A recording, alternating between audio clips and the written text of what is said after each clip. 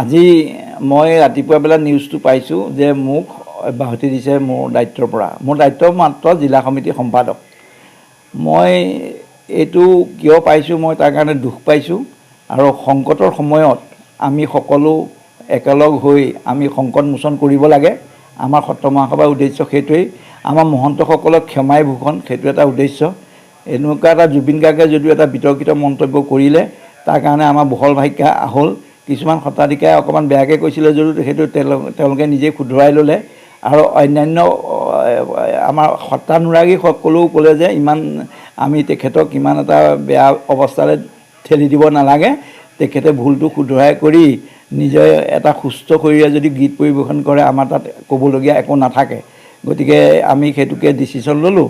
কিন্তু হঠাতে কুসুম মহন্তই মোক বহিষ্কাৰ কৰা, মোক সত্ৰৰ দায়িত্বৰ পৰা অব্যাহতি দিয়া, মই কথাটো বুজি পোৱা নাই। তেওঁলোকৰ মিটিং বহিছিলে নাই, মোক কৈফিয়ত তলব নকৰাকৈ তেখেতে নিজববীয়াকৈ নিজৰ কৰ্তৃত্বৰে এনেকৈ পেপাৰত দিয়াটো কথাটো বৰ দুৰ্ভাগ্যজনক। আৰু তেখেতে আইনৰ সন্মুখীন হ'ব বুলি মই ভাবিছোঁ।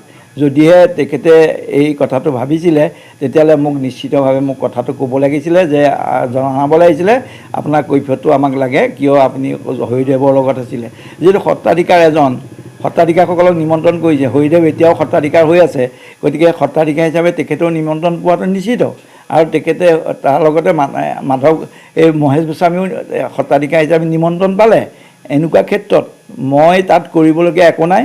মই যিহেতু সত্ৰ মহাসভা মাজুলী জিলা সমিতিৰ অধীন, মই সম্পাদক হিচাপে মই যিখিনি মোৰ নিৰ্দেশনা দিছে সভাপতিয়ে, সেইমতে কেৰি আউট কৰিছোঁ।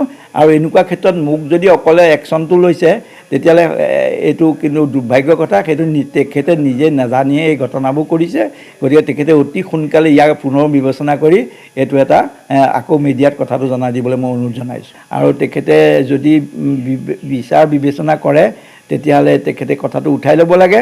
যিহেতু তেখেতে মোক কোনো কৈফিয়ত তলব নকৰাকৈ পাব্লিক লাইফত মোক এটা বদনামী কৰাটোত মই সহ্য কৰিব পৰা নাই।